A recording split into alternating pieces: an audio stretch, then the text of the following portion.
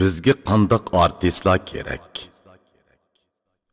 Men Jungo millatlari jurnaliga xoslashib kelayotgan bizga qandaq palonilar kerak degan yo'nalishdagi muhokama temasida ilgari bizga qandaq dadalar kerak degan bir parcha maqola yozgan edim. 2006-yilining 5-ida o'z oldimga belgilagan muhokama temamning izchilligini nazarda tutib, bu qitim bizga qandaq artistlar kerak degan temada o'ylanganlarimni yezib e'lon qildirishni niyat qildim.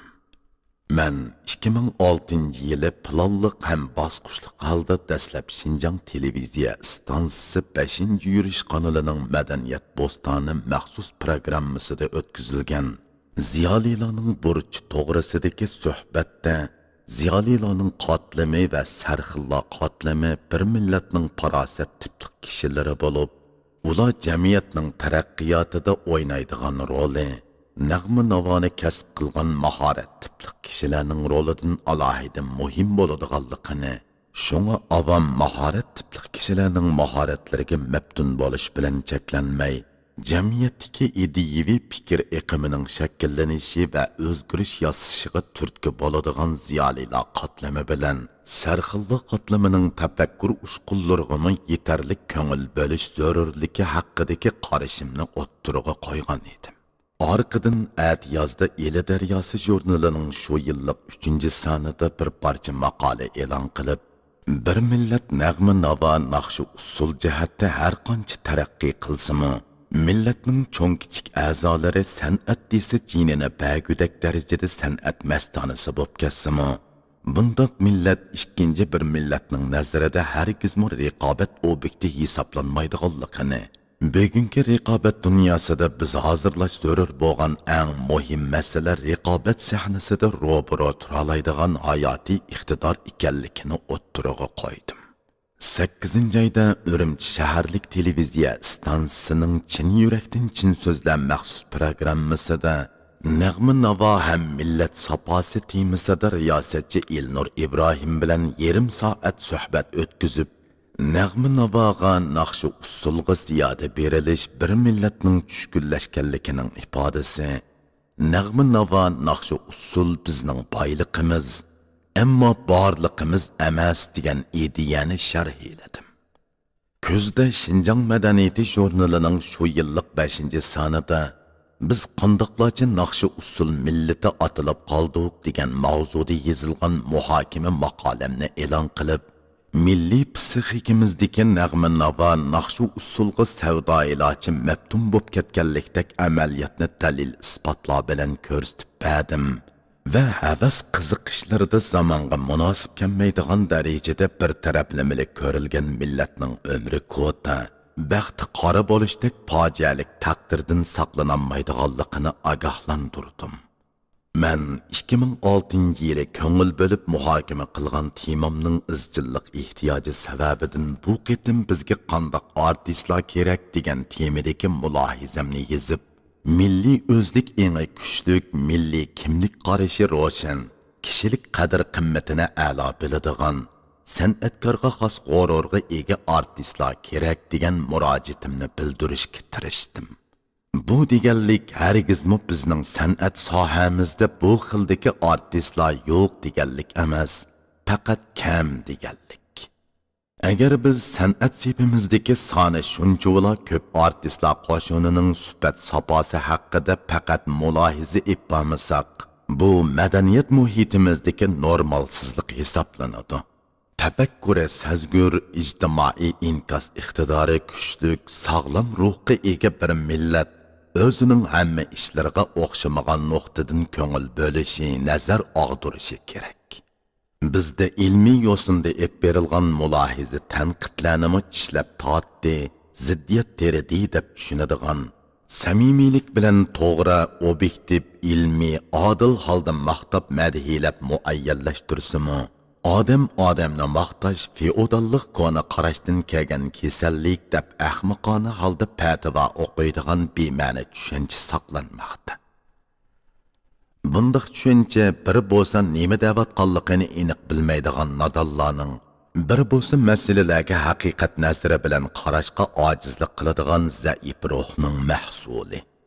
İlmi anga ega bir tarbiya ko'rgan odam muhokama qilinayotgan masalaga olajo'qi gaplari bilan cheklama qo'yishga kuchimay, berilayotgan muhokamaning asoslarining yetarlik yoki yetarsiz ekanligiga bakrak ko'ngil bo'ladi.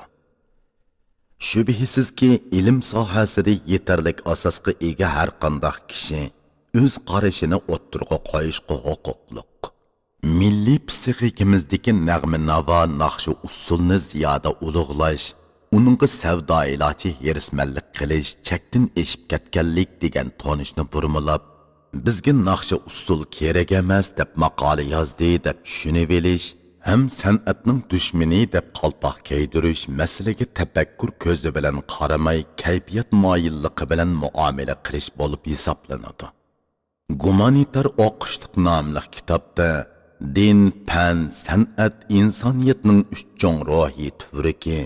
Bu uch cho'ng turik insonning ruhidan iborat danqanni tangpung holda ko'tarib turgan mustahkam uch putga o'xshaydi deb tushuntirilgan. Shunga uch cho'ng turikning uch mustahkam putning biri bo'lgan san'atga kerak emas deb muomala qilish sepi o'zidan nodonlik hisoblanadi deb qarayman. Fan chilliqqa va haqiqatga, din oq ko'ngillik va samimiyatga, san'at go'zallik talpinadi. Bu uchi o'xshashli insonlarning ruhiy intilishi bo'lib, birimi kam bo'lsa bo'lmaydi.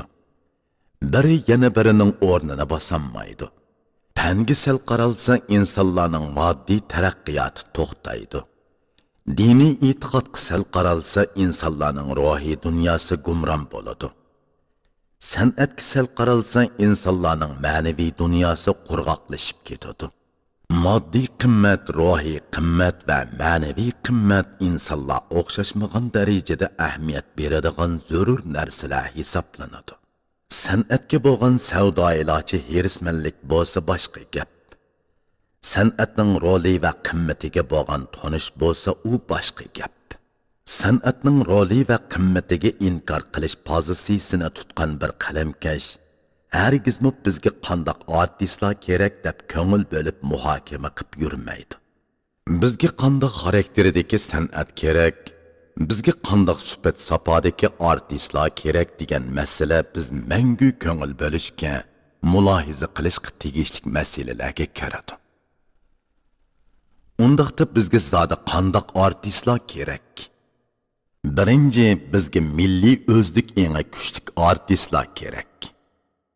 Qaraydigan bo'lsak, jamiyat taraqqiyotining yukselishiga ergishib, hozir dunyoda har qaysi milliy madaniyatlar o'ttirisidagi uchrashish va sing'ishish tarixdagi har qanday vaqtdagidan kuchayib ketdi.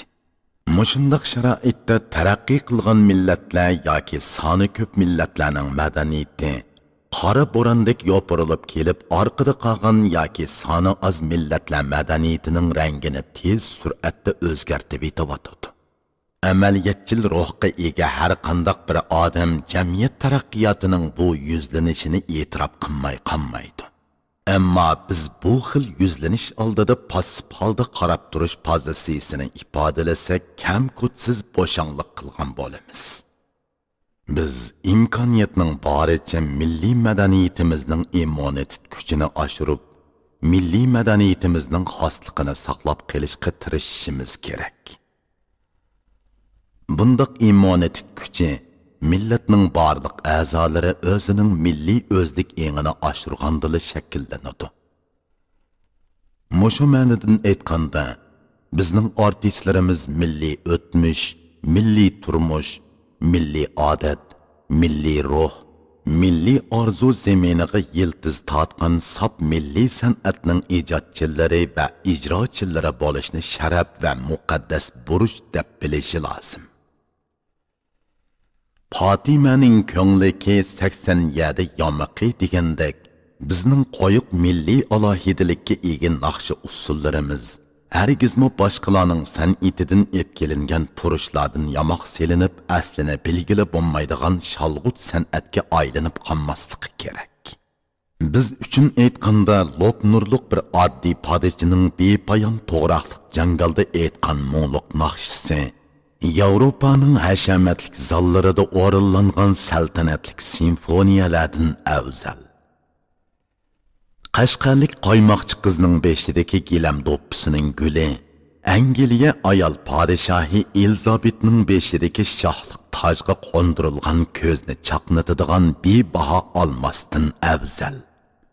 Turpalliq Karizchi bovayning kishilik hayot haqidagi oddiy hikoyasi Koreyaning talay televiziya teatrlaridan afzal. Yüzlari aptapda qarayib ketgan eliliq dehqonning benamdagi so'g'uq qora toshning ustida ochiq muhorkisini sho'rab o'ltirib ufuqqa petayotgan kashki quyoshning adoqli nurlariga uzoqdan uzoq tikilib turgan o'ychan holatni Rodinning dunyoga mashhur mutafakkur degan haykalining obrazidan afzal.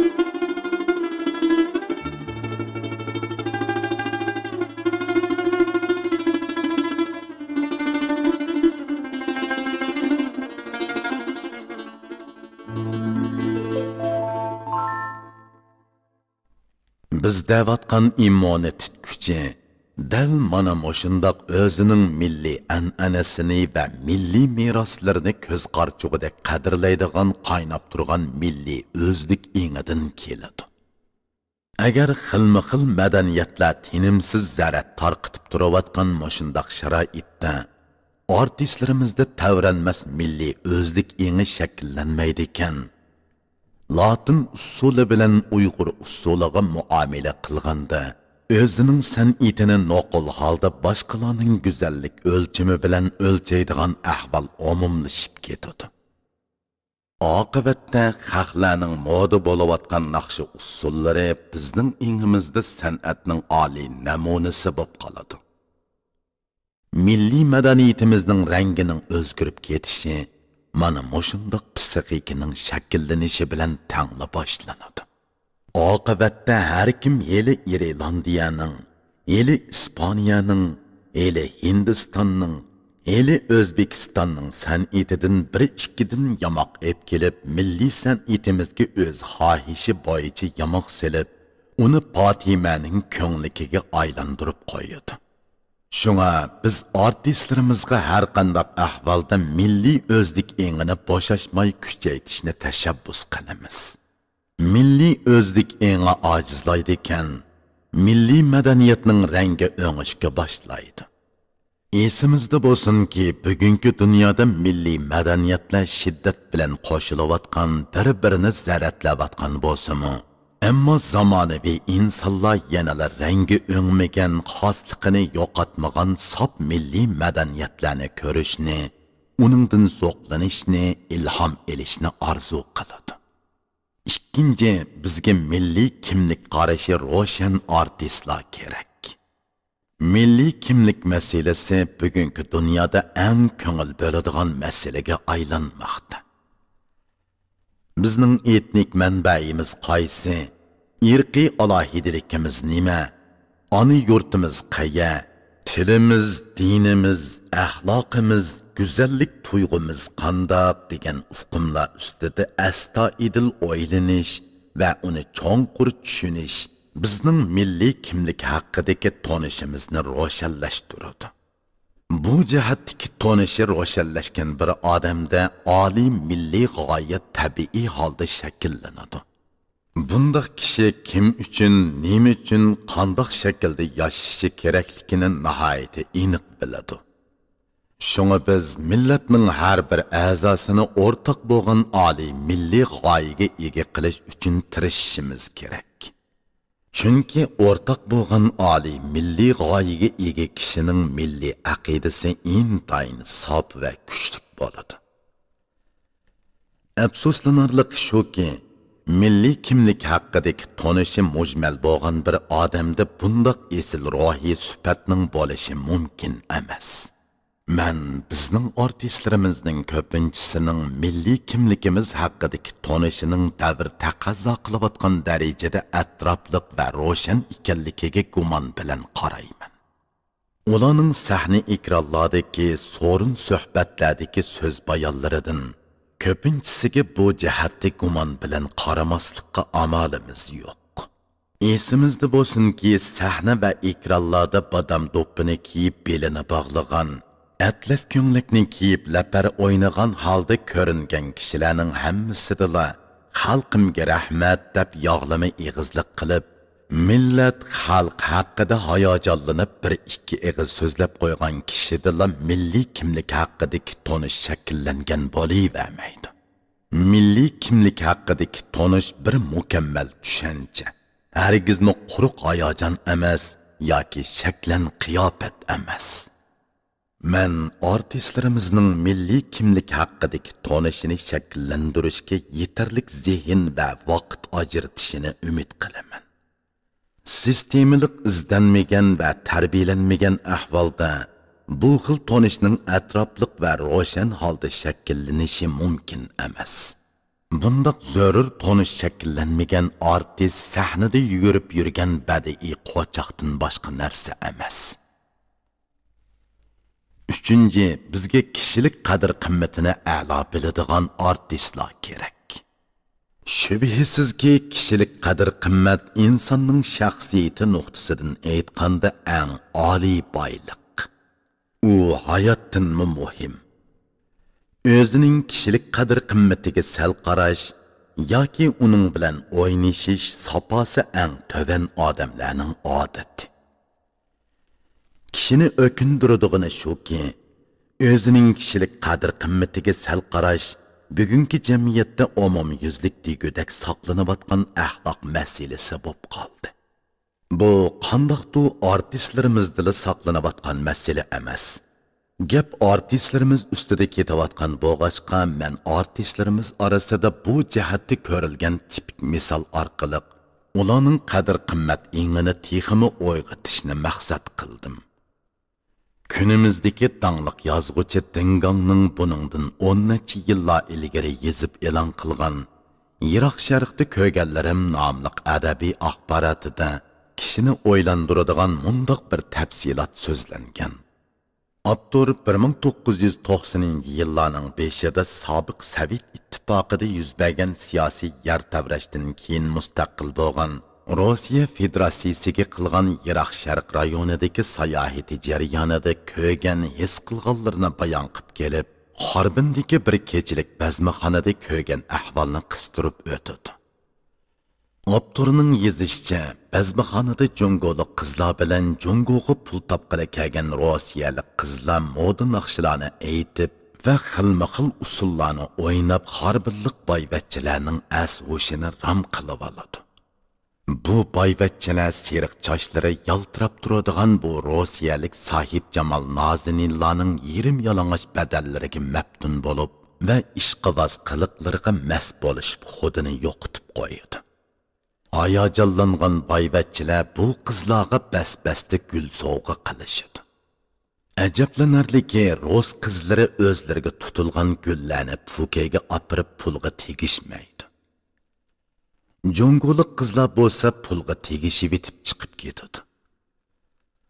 Avtor Pukaydagi xonimdan sababini so'raganda, u xonim Rus qizlarining hammasi xalq sovg'a qilgan gullarni chamadoniga selib o'z eliga ep ketadiganligini aytadi va bu gullarning bir necha kundalik quruq cho'pga o'xshash qurib ketishiga qaramay ular yanada go'hardek ativolab saqlaydi ekan deb qo'shimcha qiladi. Avtor Jungolik qizlar bilan Rossiyalik qizlarning o'zlariga taqdim qilingan gullarga tutgan farqli pozitsiyasidan ikki millatning madaniyat qatlamini va gumanitar ruhini ko'rib olganligini aytdi. Abdur gezi kelsa iffat sodasi qilmaydi degila bo'lmaydigan ashu Rossiyalik qizlarning vujudida chaqnagan o'zini qadrlash ruhining ushqinidan qattiq ta'sirlanadi. Taqdim qilingan gul ko'ngilning simvoli ekanligi hammaga ayon. Bir odam yana bir odamga gul sovg'a qildi deganlik kishilik qadr qimmatini qildi deganlik, odam do'st qarindosh deb bilib hurmat qildi deganlik. Bir odam sizga mana shunday hissiyatda gul taqdim qilsa so'yinmay tura olamsiz. Agar normal kishilik qadr qimmat tuyg'ungiz bo'lsa, cho'qim so'yinasiz. Bu xil qimmatli ko'ngilni qadrlaysiz, uningga rahmat aytasiz. Agar o'zingizga sovg'a qilingan gulga oshko'zlik bilan boshqacha muomala qilsangiz, dal o'zingizni qadrlamagan bo'lasiz. Xalq sizni qadrlab gul sovg'a qilsa, siz u gulni pulga tegishavasangiz, o'zingizga o'zingiz ziyon yetkazgan bo'lasiz. Aniqroq aytganda, o'zingizni qadrlamagan ham xalqni hurmat qilmagan bo'lasiz. Endi biz sahnaga chiqsalar, aziz xalqim, qadrli qarindoshlarim deb gap boshlaydigan bir kazzob artistimizning gulga munosabatli qilmishiga qarab boqayli. Bizning xeyli nomi bor bu artistimiz o'zining san'at kechiligini o'tkazib, aylanib Janubiy Shinjongdagi bir nahiyaga borganda, oq ko'ngil xalqimiz uningga bo'lgan tilak va hurmatini ifodalab, o'yin jarayonida uningga bir necha dasta gul sovg'a qilgan. O'zining kishilik qadr qimmati bilan aslo hisoblashmaydigan odatni yetildirib olgan bu manfaatparast artistimiz o'ylamagan yerdan pulni deb o'ziga sovg'a qilingan gullarni sahnaning orqasi bilan tövanga ep tushib tomoshabinlarga setishga o'rinlashtirgan. Bu ish takrorlanish jarayonida sezilib qolib, bu artistimiz gul o'rniga chalma kesakka duchor bo'lgan. Demak, oq ko'ngil tomoshabinlar o'zlarining ahmoq qilinganligini bilgandan keyin u artistni tukirib tashlab etgan. O'zining kishilik qadr qimmatini a'lo bilish odati yo'q odam oxirgi hisobda mana shundoq oqibatga qoladi. Bu hammamiz uchun bir ibrat.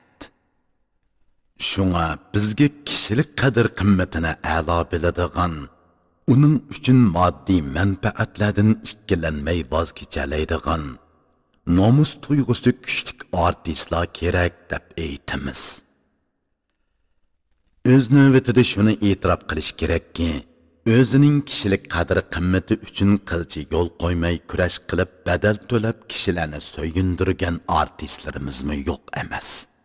Ammo foyda manfaat unvon mansab oldida o'zini xor qilib nomi bulg'inib ketgan, sahna ekranlarda ayolcha yosinib qimmag'ini qammayotgan top 100 artistlarimizmi yo'q emas. Esimizda bo'lsinki, artistlarimizga olqish yangratib turgan xalqimiz har zaman har makonda ularning nuroniy obrazini ko'rishni chin dilidan orzu qiladi. Xalqning oldida nuroniy obrazi bilan paydo bo'la oladigan artistlar shubhisizki kishilik qadr qimmatiga qattiq ahamiyat beradigan vijdonli artistlar orasidan chiqadi. To'rtinchi, bizga san'atkorga xos g'ururga ega artistlar kerak. Meningcha hozir xeyli nurg'un artistlarimizda san'atkorga xos g'urur texi yetarlik emas. San'atkorda kuchli kasbiy g'urur bo'lmasa, u xilma-xil muddaodagi kishilarning qo'lidagi qo'chaqqa aylanib qoladi. So'rinlarda so'rin bezdagi suhbatida o'ltirib kelayotgan ba'zi artistlarni ko'rgan cheg'imda ichimdan o'kinib ketaman. San'at sohasida Beethovenning san'atkorga xos g'ururi haqidagi hikoya 200 yildan buyon ta'riflanib kelmoqda. Bir kuni Beethoven mashhur adib Gyote bilan yo'lda sayli qilg'ach paranglashib ketayotsa, oldi tarafdan Kenaz va uning shahzodalari kelib qopti. Ular Beethoven bilan Gyotening mashhur nomini anglagan bo'lg'ashqa, ularni tonib hurmatlab yo'l beribdi. Bu chaqda Beethoven ulanib santiga ammay shirninkidek haybatlik beshini ko'tirib mardona qadam tashlab yo'liga mengiyveribdi. Beethovenning harakati qaramoq sal oshirayotganlik hisoblansami, ammo Kines shahzodalarga uchrab qolganda qo'llachi hurmat bildirib qo'l qovushtirib turgan yoki hayajonlanganidan yugurib berib qo'llarini mahkam siqib qurt yegan eziq tishlaridan tatib ko'zitib qalcharab kulib ko'rishadigan kishilarninkidan ming ortiq. Beethovenning san'atkorga xos bundoq mag'rurona g'ururidan o'rganishga arziydi. 2006 yili at yazda Amerika Zongtungi kichik bo'sh Hindistonga ziyoratga kelganda Hindiston Zongtungi Abdul Kalam bilan Zonglisi Mammuxon Sini uning sharafiga katta ziyofat hazırlab, ziyofatga Hindistonning davlat go'hari darajalik tangliq kino cho'lpini Dünya güzeli deb nom olgan Ashvariya Rayni bo'sh Zongtunga hamroh bo'lib ziyofatga qatnashib berishga taklif qilib taklifnoma avatgan. San'atkorga xos g'ururga ega bu go'zal artist hech ikkilanmasdan vaqtim yo'q deb taklifnomani qaytarib atgan. Hindistonning axborot vositalari odamning maslikka kelgudek bu mag'rur pozitsiyani bas-basda tashviq qilishgan. Men o'ylab qoldim. Agar ashu so'ringa bizning bir qism tanliq artistlarimiz taklif qilingan bo'lsa, ahvol qandoq bo'lishi mumkin? Ular taklifnomani qo'liga elibla Qashqarning chiman do'ppisidan birini sovg'at uchun somkisiga qatlab selib, oldi keyniga qaramay darhol yo'lga chiqamu yoki Bushning siyosiy e'tiqodining bizga nisbatan do'stlik yoki dushmanlik xarakteri bor yo'qligini hisobga elib, o'ylanib ondan berish bo'lmaslikni belgilamu.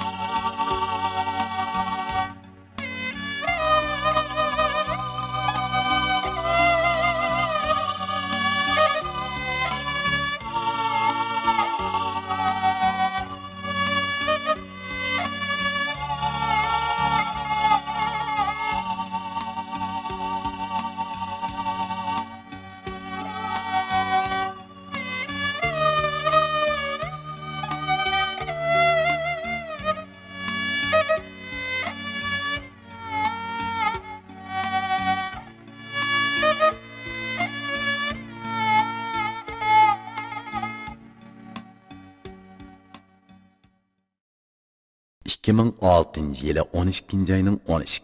günü Ürümçi.